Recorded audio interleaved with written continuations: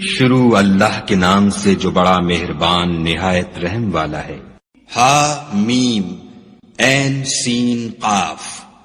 خدائے غالب و دانا اسی طرح تمہاری طرف مضامین اور براہین بھیجتا ہے جس طرح تم سے پہلے لوگوں کی طرف وہی بھیجتا رہا ہے۔ جو کچھ آسمانوں میں اور جو کچھ زمین میں ہے سب اسی کا ہے، اور وہ عالی رتبہ اور گرامی قدر ہے۔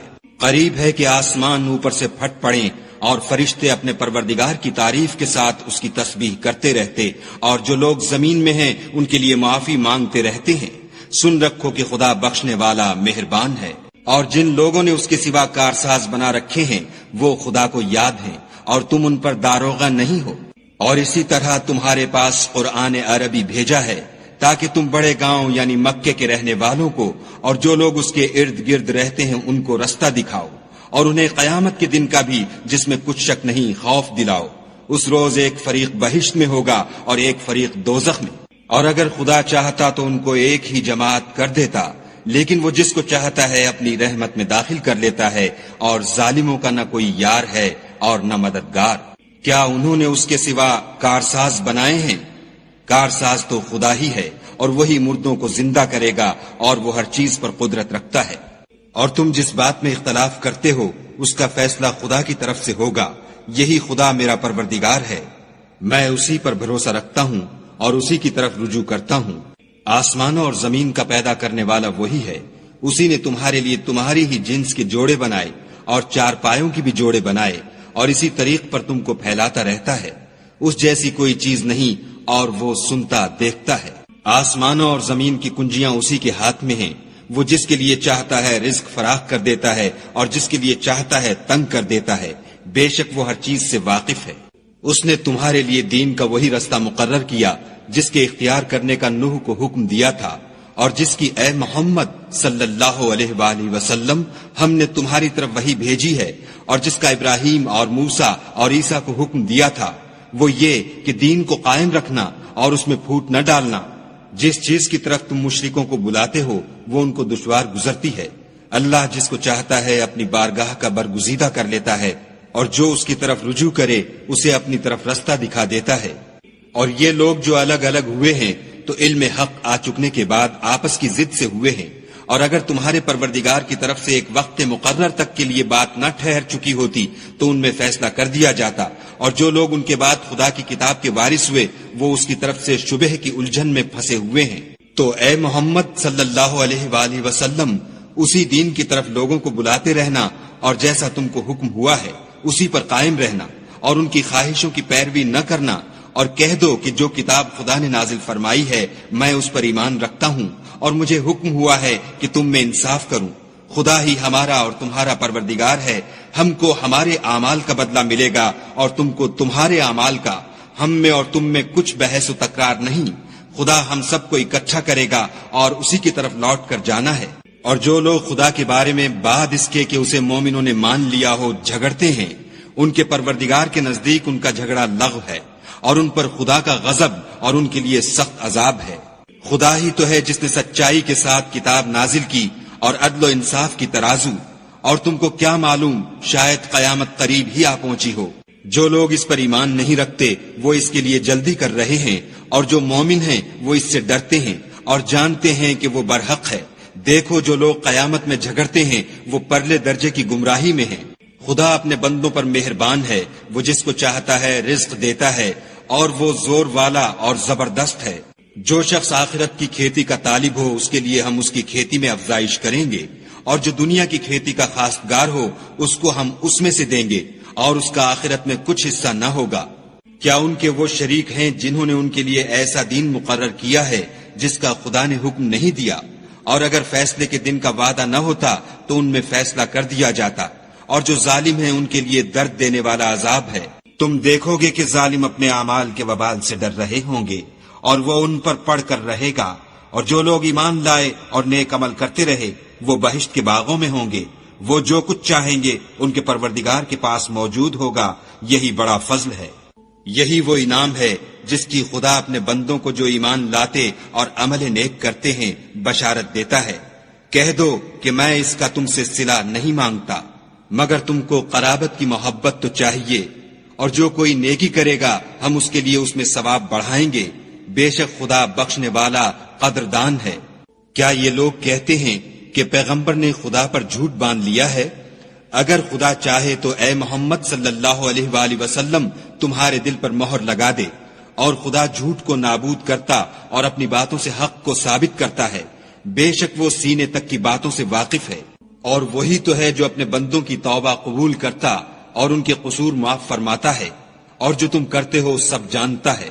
اور جو ایمان لائے اور عمل نیک کیے ان کی دعا قبول فرماتا اور ان کو اپنے فضل سے بڑھاتا ہے، اور جو کافر ہیں ان کے لیے سخت عذاب ہے۔ اور اگر خدا اپنے بندوں کے لیے رزق میں فراخی کر دیتا تو زمین میں فساد کرنے لگتے، لیکن وہ جس قدر چاہتا ہے اندازے کے ساتھ نازل کرتا ہے، بے شک وہ اپنے بندوں کو جانتا اور دیکھتا ہے۔ اور وہی تو ہے جو لوگوں کے نا امید ہو جانے کے بعد مہ برساتا اور اپنی رحمت یعنی بارش کی برکت کو پھیلا دیتا ہے، اور وہ کارساز اور سزاوار تعریف ہے۔ اور اسی کی نشانیوں میں سے ہے آسمانوں اور زمین کا پیدا کرنا، اور ان جانوروں کا جو اس نے ان میں پھیلا رکھے ہیں، اور وہ جب چاہے ان کے جمع کر لینے پر قادر ہے۔ اور جو مصیبت تم پر واقع ہوتی ہے سو تمہارے اپنے فعلوں سے، اور وہ بہت سے گناہ تو معاف کر دیتا ہے۔